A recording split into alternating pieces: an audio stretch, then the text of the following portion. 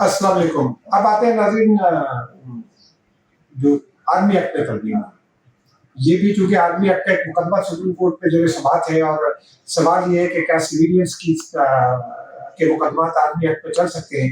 Supreme court उस पर काफ़ी जज़्बाती भी दिखाई देती है। जस्टिस उमर अता बंदियान कई रिमार्क्स पास कर चुके हैं। कह चुके हैं कि अगर कोई मार्शल लॉ टाइप इक़दाम हुआ या मार्शल लॉ आया तो हम मदाखलत करेंगे। उसके अलावा भी वो कहते हैं उनको बड़ा वो कहते हैं कि जी सिविलियंस के मुकदमात कैसे चलेंगे, उनकी इंसानी आज़ादियाँ और दीगर मामला जो है उनको बुनियादी इंसानी हुकूक जो है वो उनका कैसे तहफ़्फ़ुज़ होगा, ये किन नुकात के तहत चलेगा। ये मामला ज़ेर समाअत है।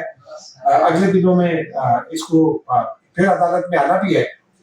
लेकिन आज सेनेट ऑफ पाकिस्तान ने इस आर्मी एक्ट में तरमीम मंजूर की है और वो बहुत ही सिग्निफिकेंट तरमीम है।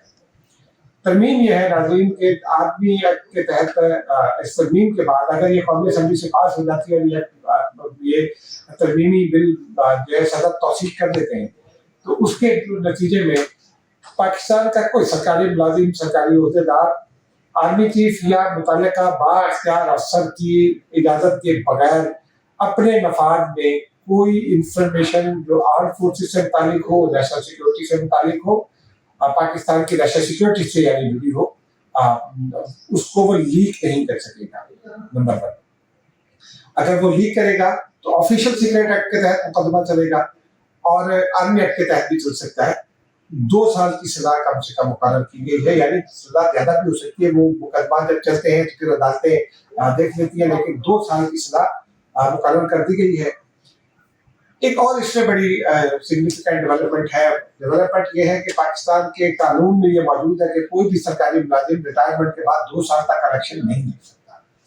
इस आर्मी एक्ट में भी ये शिक मौजूद है। इस शिक में भी एक तरमीम की गई है कि आर्म्ड फोर्सेस का से रिटायर होने वाला कोई भी अफसर, चाहे वो सिपाही हो या टॉप रैंकिंग ऑफिसर हो, वो रिटायरमेंट के बाद 2 साल तक सियासत नहीं कर सकता। हाँ, 2 साल के बाद उसको इजाजत है कि वो खम ठोक कर मैदान में आए, सियासत करे। बहुत सारे साबिक फौजी सियासत कर रहे हैं, मुंतखब भी हुए हैं। बहुत सारी मिसालें हैं, जनरल मजीद मलिक हैं, जनरल अब्दुल क़य्यूम हैं, जनरल तिरमिज़ी हैं, और भी बहुत सारे कैप्टन सफदर हैं। उन्होंने मरियम नवाज साहबा से शादी की थी और फिर फौज से इस्तीफा दिया था और फिर उसके बाद सियासत पे आ गए थे 2 साल रुक कर। और भी बहुत सारे लोग हैं। लेकिन एक तरमीम इसमें यह है कि जो फौजी ऑफिसर हसास अदारे में ड्यूटी करेगा या हसास अदारे का मुलाजिम रह चुका होगा, हसास अदारे में ड्यूटी पर रह चुका होगा, वो रिटायरमेंट के बाद 5 साल तक इस तरमीम के तहत इलेक्शन नहीं कर सकेगा, सियासत नहीं कर सकेगा। लेकिन अब जरा इसको बड़े कॉन्टेक्स्ट में देखिए, सुप्रीम कोर्ट के केस के तनाजुर में देखिए तो बड़ी फार रीचिंग इम्प्लीकेशंस इसकी फार रीचिंग इम्पैक्ट है। इसका इम्प्लीकेशंस भी हो सकती है किसी के लिए, लेकिन इम्पैक्ट बड़ा फार रीचिंग है। क्योंकि अगर कोई भी ऑफिसर, अगर वो सिविलियन हो, वज़ारत दाखिला से हो, वज़ारत दिफा से हो, वो अगर कोई ऑफिशियल सीक्रेट एक्ट के खिलाफ वर्जी करता है, आर्मी एक्ट के खिलाफ वर्जी करता है और कोई राज लीक कर देता है, उसका मुकदमा चाहे वो सिविलियन क्यों ना हो, कोर्ट में चलेगा। इसी को जरा ब्रॉडर स्पेक्ट्रम में देखें तो 9 मई के वाकयात के बाद जो कुछ भी हुआ उसमें भी कुछ ना कुछ चीजें ऐसी इन्वॉल्व हैं जो फिलहाल पब्लिक नहीं की जा रही, लेकिन उनकी वजह से ही ये फैसला किया गया कि वो मुकदमा ऑफिशियल सीक्रेट एक्ट और आर्मी एक्ट के तहत चलेंगे। 9 मई से मुताबिक मुकदमा उनकी फहरिस्त भी बन गई है। 102 लोगों का तो फैसला हो चुका है।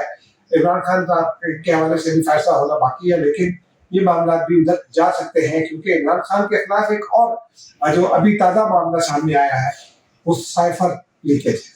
आजम खान ने लैब में बयान जमा करा दिया है अपना, तो उस मामले को भी इस तराजू में देखा जा सकता है। नाज़रीन, अब आते हैं इलेक्शन वाली बात की तरफ। बलदियाती इलेक्शन बहुत सारे लोग कहते हैं कि बुनियादी जमहूरियत या असल जमहूरियत होती है और मकामी हुकूमत असल हुकूमत होती है। लेकिन लाहौर में पिछले मेरा तकरीबन 2-2.5 साल 3 साल हो चुके हैं, बलदियाती हुकूमत खत्म हो चुकी थी, पीटीआई की हुकूमत थी, लेकिन बलदियाती इलेक्शन नहीं कराए गए। अदालत का फैसला भी मौजूद था, नहीं कराए गए इलेक्शन। वो पीटीआई की हुकूमत ये कहती थी कि जब नहीं करा सकते तो आईन और कानून के मुताबिक है, चले ठीक है।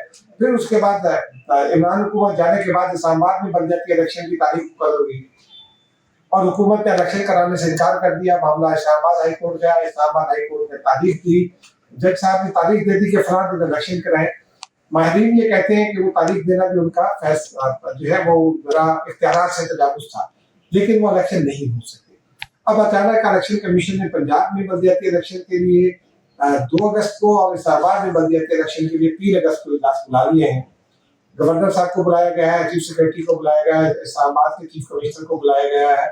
देखते हैं अब इलेक्शन ये होते हैं कि नहीं, क्योंकि आम इंतखाबात की बहुत फिक्र है, पीटीआई को भी फिक्र है, पीपल्स पार्टी को भी फिक्र है, नून लीग को भी फिक्र है, लेकिन बलदियाती इलेक्शन की इनमें से किसी को फिक्र नहीं है। अब देखते हैं कि इलेक्शन कमीशन जो ये कह रहा है कि ये बहुत जरूरी मामला है, अदालतों के फैसले भी मौजूद है कि ये इलेक्शन हो सकते हैं कि नहीं। नाज़रीन, अब तक के लिए इतना ही, मुझे इजाजत दीजिए, मिलते हैं किसी और वीडियो में। खुदा हाफिज़।